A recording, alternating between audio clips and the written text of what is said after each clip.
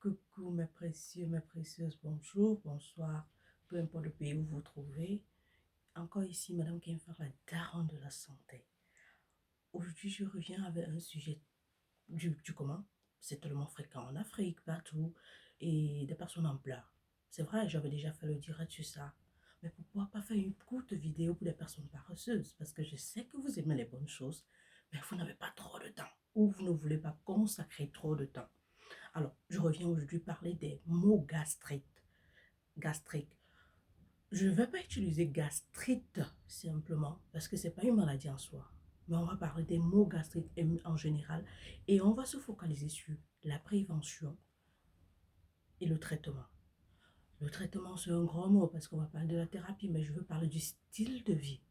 Donc aujourd'hui, on va parler de ulcère gastrite, la gastrite en soi, les ulcères gastriques, ok? Et on va un peu associer le reflux gastro-œsophagien. J'ai déjà fait la vidéo à ce propos. Et je vous invite à aller regarder. Mais avant d'entrer dans le vif du sujet, qu'est-ce que je fais? Je vais vous dire merci. Je vous dis infiniment merci. Merci pour tout ce que vous faites pour moi. Merci pour tout ce que vous apportez dans le quotidien à Santé Prévention, la page Facebook, euh, cette chaîne YouTube, vos abonnements, vos commentaires. Mais alors, merci, merci, merci. J'ai un groupe WhatsApp, Santé Prévention, dans lequel je donne des informations, dans lequel on interagit, des personnes posent des questions. Si vous pouvez avoir accès, allez-y simplement. Mon numéro WhatsApp est simple, c'est le 0039 351 244 62 43. Là-bas, c'est mon numéro business. Vous pouvez me contacter. Une autre nouveauté, c'est que je fais des consultations. Et lorsque je fais des consultations, des personnes en sortent tellement enrichies et tellement contentes. Donc, n'hésitez pas à venir aussi faire votre consultation au prix de rien et vous faire écouter par la daronne de la santé que je suis. Sans trop tarder, entrons dans le vif du sujet. Alors, vous savez, moi, j'explique toujours en terre à terre camerounais, ça ne sert à rien d'utiliser les termes médicaux parce que sur YouTube, sur Google, sur je sais où, vous allez les lire. On va expliquer ça doucement. Dans la plupart des cas, quand je dis dans la plupart des cas, c'est pas forcément obligé. Des personnes qui souffrent de maux gastriques, ok, qu'on qualifie au quotidien gastrique, souffrent aussi du reflux gastro-œsophagien. Seulement que du reflux gastro-œsophagien à niveau par niveau. Il y a le reflux gastro-œsophagien qui se manifeste par une remontée, mais alors remarquable d'acide, c'est-à-dire que la personne peut ressentir. Il y a d'autres qui ne ressentent pas, mais c'est là, c'est silencieux. Donc ici, tout ce qui se termine avec trite, ça veut dire quoi? Si vous entendez it à la fin d'un mot, il s'agit d'une inflammation. Quand je dis gastrite, alors il s'agit de l'inflammation de l'estomac. De la même façon, si je dis gingivite, ça veut dire que c'est l'inflammation des gingivites, des gencives, pardon. Donc, lorsqu'on parle de gastrite ici, on parle de l'inflammation de l'estomac.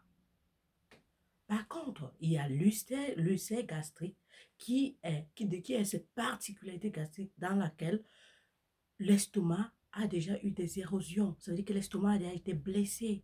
Et ça veut dire que l'estomac, forcément, est en train de saigner ou va saigner d'un moment à l'autre.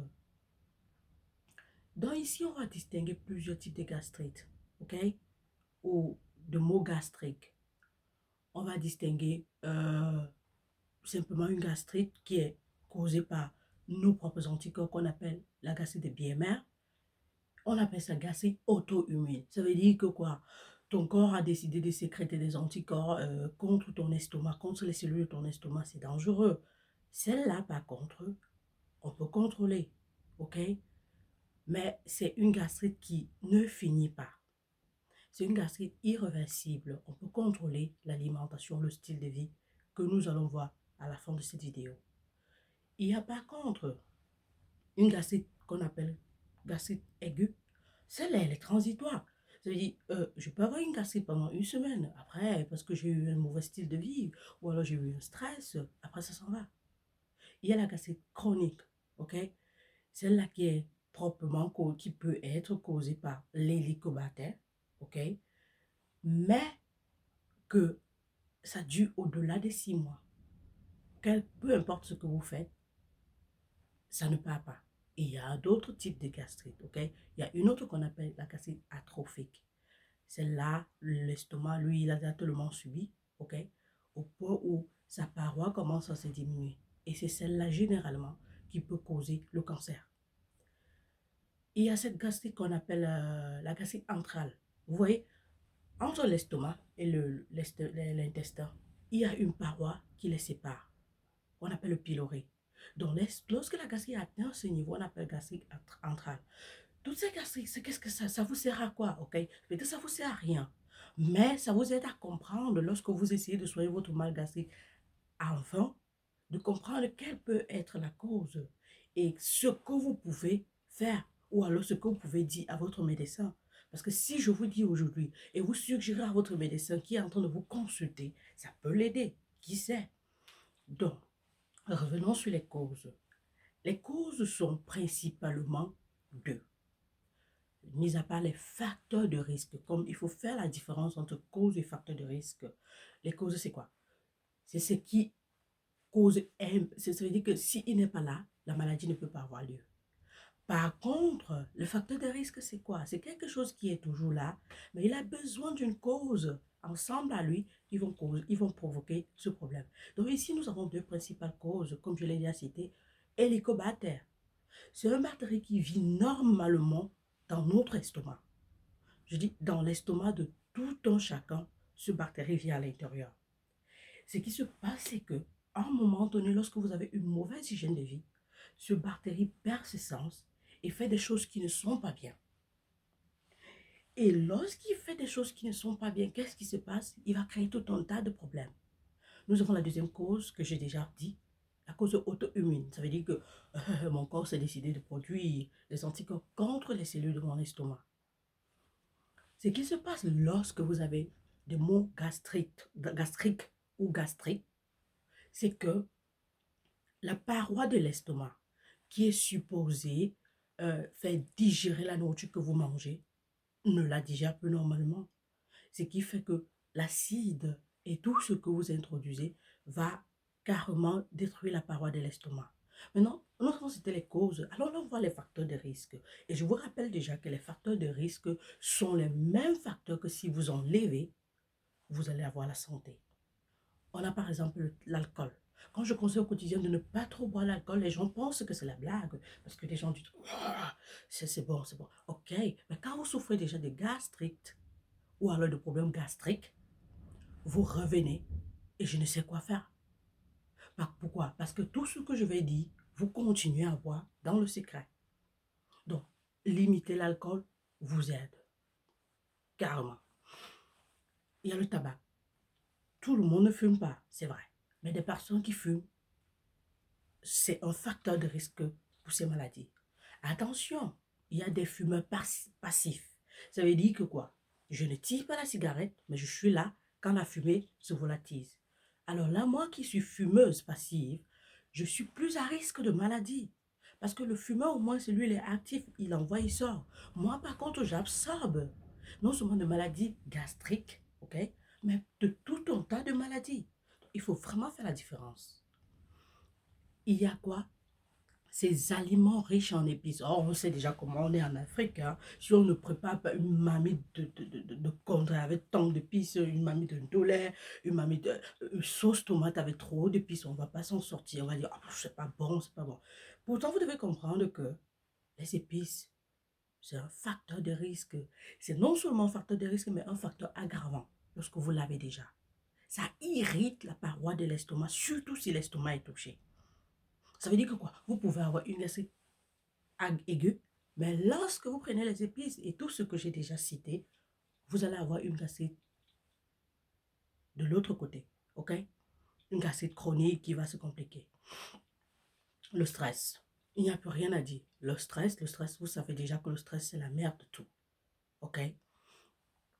Non seulement le stress est la merde de tout, ça peut causer beaucoup de problèmes. Dans ce cas particulier, ça augmente l'acidité gastrique. Les aliments riches en acides gras, ça veut dire quoi? En gras. Donc, tout ce que vous faites frire, demande trop de travail à l'estomac. Donc l'estomac, lorsqu'il est touché ou alors s'il n'est pas touché, à force de manger tout ce qui est frit, les pommes frits, le McDo, toutes ces fast-food et tout ce que vous ne faites que frire, les plantains frits, tout ce que vous ne faites que frire, les viandes frites, la viande du foie frite, ça augmente le travail de l'estomac et lui, il pète les plombs. Il pète les plombs. Donc, vous devez tenir compte de ça. Souvenez-vous toujours que tout ce que je suis en train de citer comme facteur de risque, c'est aussi la prévention. Ça veut dire que pour éviter que la vidéo soit très longue, vous retirez ces facteurs et vous allez avoir le sourire. Parce que je vais parler aussi de la thérapie à la fin, brièvement. On a parlé des aliments gras, les fritures. Vous pouvez privilégier les protéines d'origine végétale au détriment des protéines d'origine animale. On entend quoi par ici? Le haricot, c'est une source de protéines, mais c'est d'origine végétale. Alors c'est bien. Par contre, les viandes rouges, ce sont des sources d'origine animale et c'est dangereux. Non seulement c'est dangereux pour ce cas-là, mais c'est aussi dangereux parce que ça peut causer le cancer de l'estomac. Parce que ce que je n'ai pas encore dit, et je crois que je l'ai mentionné quand même, c'est que ces maladies gastriques peuvent conduire à l'estomac, au cancer de l'estomac. C'est même ça que vous devez prévenir. Donc, buvez assez d'eau. Et mon conseil, que vous savez déjà, c'est boire de l'eau chaude. Et d'ailleurs, beaucoup de personnes sur la page ont trouvé gain de cause grâce à l'eau chaude. Ce mal d'estomac, ils sont venus, ils ont dit, ah, j'ai dit, alors buvez de l'eau chaude et regardons comment ça va. Et modifiez quand même le style de vie. Par ailleurs, je veux juste préciser que tout ce que je suis en train de dire, j'ai déjà mis une fiche à disposition avec tout ça, peut-être encore plus détaillé sur la page. Mangez du poisson, consommez les huiles végétales, faites sport, c'est important. Allez vous déstresser, allez, mettez-vous à l'aise. Vous savez déjà que vous faites finir de stress. Il faut faire ce qu'on aime. Je l'ai déjà dit. Et je le redirai toujours. Peut-être pas assez, mais je le redirai toujours. Je le redirai toujours. Ça, ce sont les facteurs de risque. Il y en a, je veux dire, la liste est exhaustive. Il y a la malnutrition qui est un facteur de risque. Il y a les carences. Il y a les carences, surtout en vitamines. Consommer les légumes, privilégier les légumes. Quand j'entends par les légumes, je ne dis pas forcément le folon, je parle des épinards, des carottes, le haricot vert, les petits pois, les brocolis, les aubergines. Les légumes, ok? Ne sautez pas les repas. Mangez les petits plats fréquents du moment où vous avez un problème gastrique. Pourquoi? Parce que si vous avez ce problème et vous mangez beaucoup, le ventre va gonfler. Si vous mangez les protéines d'origine animale ou alors vous mangez trop de protéines, ça va vous créer les flatulences. Les flatulences, c'est quoi? C'est le gaz dans le ventre. Et vous allez avoir les paix fréquemment. Et ces paix-là peuvent être malodorants. Ça veut dire que vous avez mangé, par exemple, les protéines d'origine végétale, comme l'œuf, par exemple, et ça vous fait péter. Ça sent. Mais c'est important de péter. Si vous avez envie de péter, mettez-vous à l'aise. Parce que si vous ne pétez pas, vous gardez les pépettes pour longtemps. Et à chaque fois, ça peut vous créer une diverticulite. On revient encore avec le mot it, c'est-à-dire une inflammation du côlon. Alors, dans ce cas, arrivé à ce niveau, je voudrais citer toutes les causes, tous les facteurs de récipient. Mais la vidéo va être super longue, vous n'allez pas écouter la fin. Donc, ce que je vais faire, c'est quoi? Je vais vous mettre la fiche. Ou alors, allez sur Santé Prévention sur Facebook. Vous allez trouver la fiche et vous serez satisfait. Ça, c'est sûr. On va parler maintenant du diagnostic. On va parler du diagnostic. Avant de parler du diagnostic, je voudrais ajouter une autre chose. Buvez de l'eau 30 minutes avant les repas ou 30 minutes après. Pourquoi? Parce que si vous buvez avant les repas et vous mangez, l'estomac serait déjà plein. Si vous buvez directement. Et si vous buvez pendant les repas, ce qui se passe simplement, c'est que vous ne digérez pas bien. L'eau embrouille tout. L'estomac, les enzymes, les enzymes gastriques ou alors tout, tout cet acide qui est supposé aider ne va pas faire son travail. La nourriture va aller à morceaux. Vous aurez le gros ventre. Et c'est ça, c'est fréquent. On mange, on boit la bière, c'est du n'importe quoi. Prenez un verre de vin, ok, c'est raffiné, mais vous n'êtes même pas obligé de boire le vin. Une fois en passant, ça peut aller. Là, où est mon problème? Donc, Parmi ces facteurs de risque, quelque chose que j'ai carrément et que je ne dois pas oublier, c'est le café. Je peux ne pas tout citer, mais ça, je devais citer le café, le thé. Faites attention. Faites attention. Donc, pour diagnostiquer ça, c'est simple. Il faut une endoscopie qu'on appelle encore fibroscopie pour le diagnostic. Et ce qui le fait, c'est un gastro-entérologue. Votre médecin général peut vous prescrire ça, mais c'est le gastro-entérologue qui gère cette partie, c'est sa spécialité. Accompagné de la fibroscopie, c'est toujours bien de faire une biopsie de la partie entrale de l'estomac. Pourquoi? Parce qu'en prélevant les cellules, on est capable de voir si l'ulcère gastrique ou la gastrite ou ce mot gastrique est déjà, entre guillemets, en train de causer le cancer. Donc, c'est important de demander une biopsie, parce que surtout pour des personnes qui ont ces problèmes fréquemment. Alors, je viens ici dire que les méthodes de grand-mère que vous prenez, c'est bien.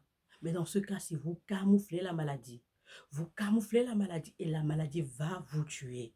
Ça va vous tuer. Parce que quoi? Vous savez comme moi que les médicaments aussi causent ça. On parle ici des médicaments en général, mais j'insiste sur l'ibuprofène.